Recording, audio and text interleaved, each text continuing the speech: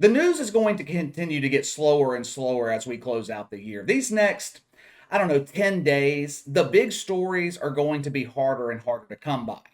I will probably take some much needed time off over the next couple of weeks. Now, I'm not going to go multiple days in a row without uploading, but there will likely be days here and there where I don't work. With the major stories slowing down, you are going to see me talk about things that I would usually let slide. Stories that would take a back seat during normal times. This video right here, prime example. When news is constantly breaking, this would be one of those stories that I would sit on waiting for a slow news day. I am really starting to question Outkick. Now, don't get me wrong. Don't get me wrong. Outkick still does great work. They have been instrumental covering Leah Thomas and all that bullshit. But there are some articles, some writers at Outkick, where I'm starting to question their credibility. Right now, I'm talking about Anthony Ferris. And look, I am not here to blast Anthony Ferris. He actually brought the Terrell Owens story to my attention, the video we covered this morning. He wrote a great article about it. And then he turns around, follows that up with one of the worst articles I have ever read. I'm not saying that to be controversial or over-exaggerating. I mean it when I say it. From a premise standpoint, this was one of the worst articles that I have ever read. The title of it, Rex Ryan, Unemployed and Unwanted, Takes Shots at Urban Meyer. First of all, Rex Ryan is neither unemployed or unwanted. For years, he has been covering the NFL at ESPN. Now, I know that's not a job that carried as much prestige as it did 10 years ago. ESPN has lost a lot of credibility, but let's be real, it's still ESPN. On their pregame show Sunday morning, the topic of Urban Meyer's firing came up. Rex Ryan offered up his opinion on Urban Meyer. Here it is. Well, because he has no experience that way. This is the best of the best. And when it's not just the best players, it's the best coaches in the country. There's only 32 of these jobs right here. Don't come into this league if you're going to get crushed. And that's what happens to these college guys. These college guys, it's funny. Urban Meyer, I talked with Urban Meyer when he got the job. He said, "Well, explain it. Why?" I said, "Because it's the grind. It's the work. It's the work you got to put in." That's what they're putting in going across you. It's not that you're just playing Alabama every week, which is the case. He didn't listen. I knew he wasn't listening. All right, he told me about recruiting. I go, recruiting? That's a picnic. Like you're going to go talk to a kid and talk about football, talk to their parents and have a meal and all that type of stuff? Great. I'm talking about the grind. I'm talking about your job as an NFL coach is to put your players in the best position possible to be successful. Just in case ESPN and YouTube removed that clip, Rex Ryan basically said Urban Meyer was not and never was qualified to be an NFL head coach. Now, that's not some controversial opinion. Hell, I have been saying the same thing here on the channel since January. Now, I'm not going to sit here and say coaching in college football is easy, but compared to coaching in the NFL, college football is easy. It is not an apples to apples comparison. It's not even close. It'd be like saying the janitor is the same as being the CEO. The difference is that substantial. There is no such thing as time off for NFL head coaches. Rex Ryan mentioned the grind. It is a year-long grind, 100-hour work weeks during the season. Once the season ends, that doesn't mean the work stops. You have to prepare for the combine, the draft. After that, you jump right into minicamp in May, another round of practices in June, training camp starts in July, and the season starts all over again. Now, college football, their regular season ends in November. You get several weeks off until your bowl game. After that, the recruiting begins. Once that's over, you have your spring game in April, and your work is essentially done since training camp in August.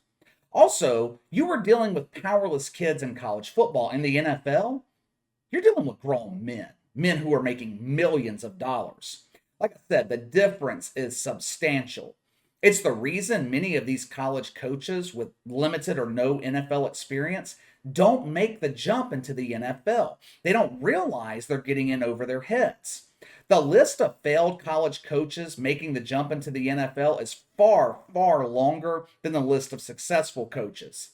You know how many NFL games Urban Meyer was involved in before arriving in Jacksonville? 0. It's not like Rex Ryan is Miss Cleo, some psychic predicting something unlikely to happen. It wasn't hard to predict that Urban Meyer was going to fail. The bigger issue here with Outkick is Anthony Ferris insinuating that Rex Ryan's not qualified to be talking about Urban Meyer like this. Rex Ryan was fired from his last 2 coaching jobs. He hasn't been in the NFL since 2016, but he is talking like he's still wearing a headset. This logic is so flawed. It is extremely flawed. If you need to be qualified to talk about the NFL, damn near the entire media would not qualify, myself included. Anthony Ferris damn sure wouldn't qualify. I don't know if he's ever stepped onto a football field. There are only 32 coaching jobs in the NFL. It is hard to get an NFL head coaching job. It's the best of the best at this level. Anthony Ferris claims Rex Ryan, not one of the best. Then he proceeds to call him Nostradamus Rex.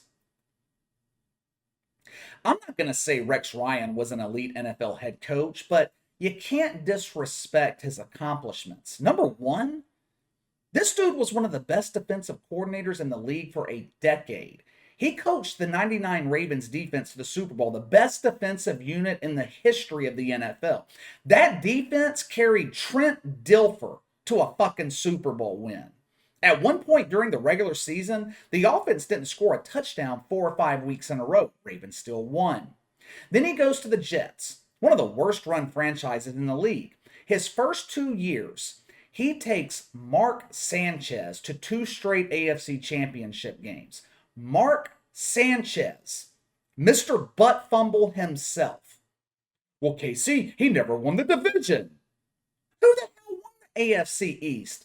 Tom Brady won that division every year he was in New England. Rex Ryan has a losing record. Yeah, he does. But you have to put things into perspective. Name one good, not great, not elite.